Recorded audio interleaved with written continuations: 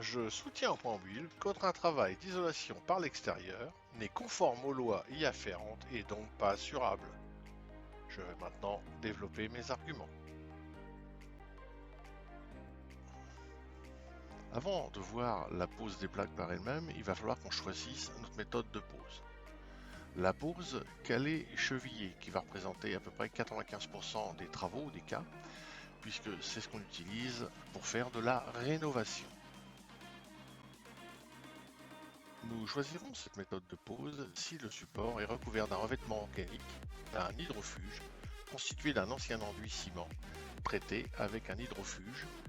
Et de toute façon, rappelez-vous, on a déjà vu ça avant, s'il y a des défauts de planité généralisés, mais inférieurs à 10 mm sous la règle de 2 mètres. Nous l'avons déjà vu dans les cours précédents. Les soucis de non-conformité par rapport à cette pose viennent souvent des chevilles. Mais c'est tellement complexe que je ferai un cours un peu plus tard sur le sujet. Rappelez-vous le cours numéro 1, ne faites confiance à personne, le t'inquiète pas, ça tiendra ne vaudra pas devant un tribunal ni même pour céder de son assurance. Nous allons désormais rajouter une autre cote. Je vous parle toujours de 1 mm sous la règle de 2 mètres. Ceci est pour la colle. Mais sur la face avant des plaques, il ne sera toléré un défaut que de 7 mm. Tout ce qui est supérieur à 7 mm, vous aurez gain de cause et vous pourrez le faire refaire. Tout ce qui est inférieur ou égal à 7 mm, vous ne pourrez rien faire et devrez l'accepter car c'est conforme aux demandes. Nous avons pu voir dans les cours précédents qu'il existait une multitude d'isolants. Il y a une petite spécificité par rapport aux laines. Les laines de bois ou de roche devront avoir une induction à zéro avant de mettre la cale ou la colle. Quel que soit le produit choisi, le fabricant s'engage sur la méthode de pose. Rassurez-vous, il ne peut pas vous conseiller une pose qui ne serait pas notée sur le CPT 3035 V3. La deuxième méthode de pose est la pose collée. C'est seulement fait sur les matériaux neufs, donc bâtiments neufs ou matériaux refaits. Cette méthode de pose est très peu développée pour l'instant car il existe une multitude de systèmes, bardage, vêture, vêtage. Donc de l'isolation sur polystyrène ou autre et enduit représente à peu près 5% des cas que vous aurez à traiter. Voyons maintenant la pose des plaques par elle-même. La plus communément utilisée est ce qu'on appelle la coupe en pose de pierre, c'est-à-dire on prend la plaque, on la divise en deux et on fait un croisement. Sur une plaque de 60 par 1,20 m, ça fait donc un joint tous les 60 cm.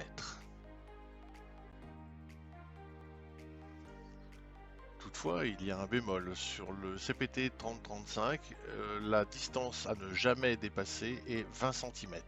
Il est admis qu'on ne peut pas avoir de joint de moins de 20 cm entre deux plaques. C'est noté dans le CPT. Vous ne pourrez donc rien avoir contre.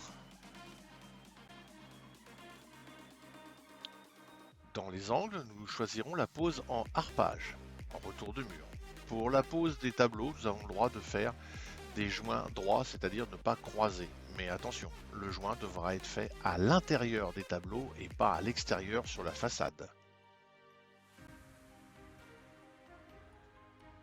Un petit focus très intéressant, il ne peut pas y avoir de joint filant sur une ouverture, qu'il s'agisse d'une fenêtre, d'une porte de garage, d'une ouverture quelconque. 20 cm au minimum. Et ça, c'est marqué dans tous les documents.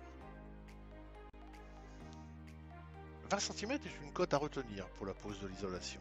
Nous ne pourrons pas mettre de morceaux plus petits, donc 20 cm de large, sur la façade. Des morceaux de 19 ils sont proscrits, des morceaux de 20 ou 21 ils sont autorisés.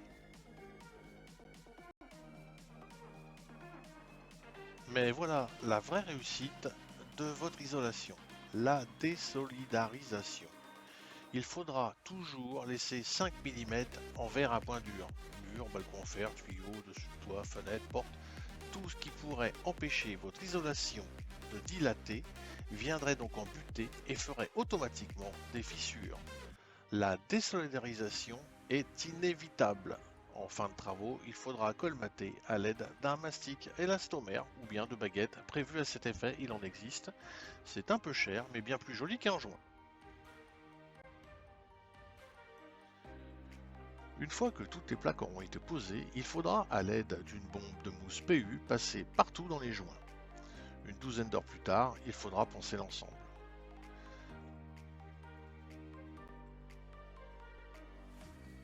Vous savez désormais choisir votre méthode de pose et poser des plaques.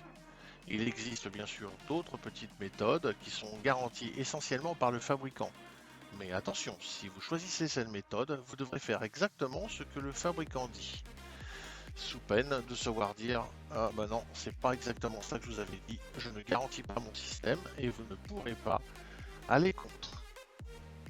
Une nouvelle fois, vous faites confiance à personne. Voilà, pour la pause, ce cours est terminé. Comme d'habitude, faites connaître mon site. Des petites choses y sont très intéressantes pour les personnes qui font des travaux et cela pourra les aider. Et en plus, c'est gratuit. Merci, au revoir.